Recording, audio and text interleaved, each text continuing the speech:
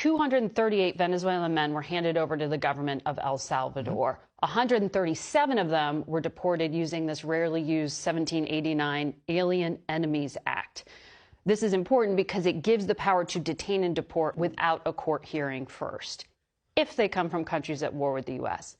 In the hearing on Friday, it was revealed that El Salvador, where they're being held, rejected two of the people. One, on the basis of gender, because it was a woman and they can't be held at a maximum security prison. The other, because the person wasn't even Venezuelan at all. How does that kind of high consequence mistake happen?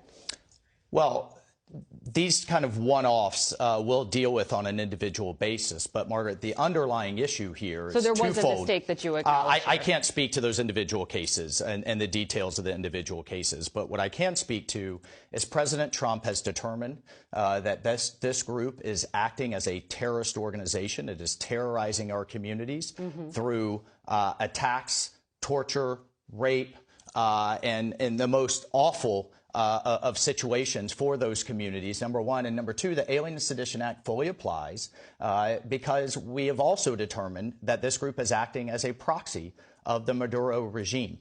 So I'm sorry, just to clarify on that.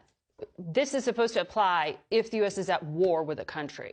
You are saying you have evidence that the government of Venezuela is directing these gangs? We are saying that TDA is acting as a proxy of the Maduro regime. This is how the Alien and Sedition Act applies. And we cannot have district judges interfering with the commander-in-chief's actions to take care of, in the way he deems necessary, a terrorist organization. So the U.S. is at war and I got to tell you, Venezuela?